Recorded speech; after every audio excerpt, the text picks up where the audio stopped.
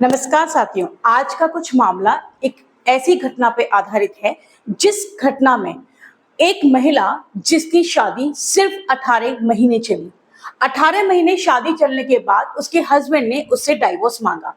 Divorce जो मांगने का ग्राउंड था वो क्या था वो तो हम बाद में इस चीज पे चर्चा करेंगे, लेकिन महिला डाइवोर्स देने के लिए तैयार है और महिला ने डाइवोर्स देने में तैयार होने के बाद अपनी जो डिमांड यानी कि मेंटेनेंस जो मांगा, जो कि धारा 125 ऑफ सीआरपीसी और 144 ऑफ भारतीय नागरिक सुरक्षा संहिता में है, वहां पे उसने अपने लिए मेंटेनेंस मांगा और उस मेंटेनेंस की राशि जो थी वो थी 12 करोड़ रुपए। जी हाँ दोस्तों, यहाँ पे उस महिला ने 12 करोड़ रुपए की डिमांड करी है और साथ ही एक BMW कार और साथ में मांगा है मुंबई जैसी जगह पर एक फ्लैट। जी हाँ, ये सुनने के बाद जस्टिस गवई भी इस चीज को लेकर सरप्राइज हैं और क्यों ना हो सरप्राइज, क्योंकि जब उस महिला के बारे में जस्टिस गवई को पता चला तो ये निकल के आया कि जो महिला है वो वेल एजुकेटेड महिला है, उसके पास IITN डिग्री है, वो एक IITN है, उसके बावजूद भी उसके बाद एक MBA की भी डिग्री है, यानी कि दो उसके पास प्रोफेशनल डिग्री होने के बावजूद वो इस तरीके की डिमांड कर रही है। तो यहाँ पे जस्टिस गवई ने उस महिला से पूछा कि भाई आपको जो हम भारतीय नागरिक सुरक्षा संहिता की धारा और CRPC की धारा 124 और 144 के तहत अगर मेंटेनेंस दिलाएं भी तो आप हमें ये बताइए कि आप कहां से अनकैपेबल हैं, क्यों आपको मेंटेनेंस दिया जाएगा। तो उस महिला ने जवाब दिया कि मेरे हस्बैंड वेल्दी हैं, इट मींस मेरे हस्बैंड के पास सफिशिएंट पैसा है, उसके पास काफी पैसा है, तो क्यों ना मैं उससे उस चीज के लिए मेंटेनेंस लूं। तो जस्टिस गवई ने कहा 18 महीने शादी चली है आपकी, उस 18 महीने शादी में आपको चाहिए 12 करोड़ रुपए, यानी कि एक महीने का आपको कम से कम जो लगाया जाए तो आप 1 करोड़ रुपए डिमांड एक महीने की मांग रहे हैं, तो क्या ये देना उचित होगा, क्या ये देना इंसाफ होगा। क्या आपके हस्बैंड से हम इतना आपको मेंटेनेंस दिलवा दें तो उस बेचारे के पास क्या बचेगा। जी हाँ, अगर वो मेंटेन कर सकता है तो करेगा, बट इतना कैसे मेंटेनेंस कोई भी कर सकता है। महिला को कहा कि आप एक IITN है, आपके पास MBA की डिग्री भी है और सब कुछ होने के बावजूद भी आप इतनी डिमांड कर रही हैं, जब आप खुद अर्न कर सकती हैं, आप अपने आप को खुद से प्रोटेक्ट कर सकती हैं, अपना मेंटेनेंस खुद से कर सकती हैं, तो why are you asking for the 12 crore rupees and all. क्यों आप इस चीज की डिमांड कर रही हो। आप अपना सेल्फ रिस्पेक्ट खुद से भी तो रख सकते हो, आप अपने आप को मेंटेन खुद से भी तो कर सकते हो। तो महिला ने कहा कि भाई वेल्दी है और मेंटेनेंस लेना मेरा राइट है, तो मैं मेंटेनेंस मांग रही हूँ। यहाँ पे जस्टिस गवई ने बिल्कुल क्लियर कहा, आपको इससे पहले भी हम लोगों ने यानी कि दिल्ली हाई कोर्ट का अगर मामला करें, 2025 में एक मामला आया था जहाँ पे दिल्ली हाई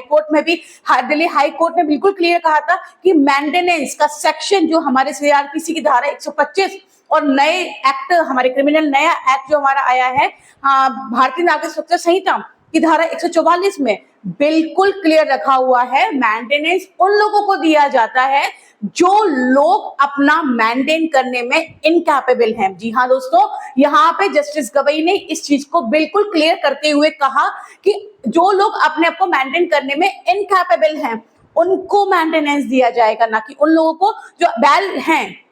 इट मीन्स जो लोग अपना मेंटेन खुद कर सकते हैं, वेल एजुकेटेड हैं, हर चीज में संपूर्ण है, तो उनको मेंटेनेंस की क्या जरूरत पड़ी। तो यहाँ पे उस महिला ने कहा कि I am not working right now, मैं इस समय कोई काम नहीं कर रही हूँ और मेरे पास अभी अपने आप को मेंटेन करने के लिए कुछ भी नहीं है, that's why I am asking. तो जस्टिस गवई ने कहा कि आप कर सकते हो लेकिन आप नहीं कर रहे हो, इट्स योर चॉइस। बट यहाँ पे जस्टिस गवई ने उस महिला को 2 ऑप्शन दिए। ऑप्शन नंबर 1, उस महिला से कहा कि या तो आप एक फ्लैट जो आप मांग रहे हैं, एक घर मांग रहे हैं, वो हम आपको देते हैं, या फिर आप एक टोटल अमाउंट जो कि 1 टाइम पे होगा आपका और कैश होगा 4 करोड़ रुपए। जी हाँ दोस्तों, 12 करोड़ की डिमांड की गई थी, 4 करोड़ रुपए की चॉइस में उस महिला को दिया गया, या तो आप एक घर ले लें या आप उसमें मेंटेनेंस के लिए अपने 4 करोड़ रुपए की राशि हम निश्चित करते हैं, अगर आप चाहें तो वो ले सकते हैं। तो यहाँ पर जस्टिस गवई ने इस मामले में तो ये कहा, लेकिन आगे के लिए गाइडलाइन प्रोवाइड करवाई है कि किसी भी महिला को मेंटेनेंस लेने से पहले ये देख लेना चाहिए कि वो कैपेबल है या नहीं है, क्योंकि यहाँ पे महिला राइट नाउ वो कोई काम नहीं कर रही थी, तो यहाँ पे उसको हमें मेंटेनेंस दिलवाना पड़ा। लेकिन आगे के लिए हमने यहाँ पे एक जो मिसाल दी है वो ये दी है कि कोई भी मेंटेनेंस देने के लिए हस्बैंड अगर है तो हस्बैंड को भी अपना कभी आगे लाइवलीहुड को चलाने के लिए भी तो पैसा चाहिए। अगर सारा राशि हम उठा के महिला को दिलवा देंगे उसके मेंटेनेंस के लिए, वो भी सिर्फ 18 महीने की शादी में। ऐसे मामले पहली बार नहीं आया है, बहुत सारे मामले ऐसे हम देखते आ रहे हैं, जैसे जो है 25 का हमारा दिल्ली हाईकोर्ट का मामला, गुजरात का मामला, जहाँ पे मेंटेनेंस की डिमांड की जा रही है। 2 महीने शादी, 8 महीने शादी चलती है, उसके बाद डिवोर्स हो जाता है। डिवोर्स में महिला को मेंटेनेंस चाहिए होता है, और इस मामले में तो महिला को इसलिए मेंटेनेंस दिलवाया गया है क्योंकि जब महिला ने पूछा कि जब महिला का मामला सामने आया और हस्बैंड ने 18 महीने के बाद अपनी जो वाइफ है उससे डिवोर्स मांगा था, तो उसने कहा कि डिवोर्स का रीजन तो जानिए आप। रीजन इज दैट कि मैं बीमार हूं। क्या मैं आपको बीमार लगती हूँ? क्या मैं आपको यहाँ खड़ी बीमार लग रही हूँ? लेकिन मेरे हस्बैंड को मुझसे अगर डाइवोर्स चाहिए तो इसका मेंटेनेंस वो मुझे दे दें, इसलिए मैंने यहाँ पे मेंटेनेंस की डिमांड करी है। जी हाँ, लेकिन यहाँ पे जो मेंटेनेंस डिसाइड किया गया है उसमें उस महिला को 2 चॉइस दी गई, या तो आप मकान ले लें या 4 करोड़ रुपए की राशि ले लें। तो यहाँ पे क्या होगा जो पूरा जस्टिस, वो तो हम एंड में देखेंगे क्या होता है। लेकिन ये मिसाइल बहुत अच्छी थी उन सभी महिलाओं के लिए कि भाई जो लोग अब मेंटेनेंस की डिमांड करती हैं तो मेंटेनेंस डिमांड करने के लिए कम से कम अपना सेल्फ रिस्पेक्ट को ध्यान में रखें। जी हाँ दोस्तों, आगे क्या होगा, आगे इस चीज में क्या चीजें निकल के आने वाली वो तो हम देखेंगे, लेकिन ये मामला भी अपने आप में एक ऐसा लीडिंग केस के मामले में सामने आया है। Thank you so much.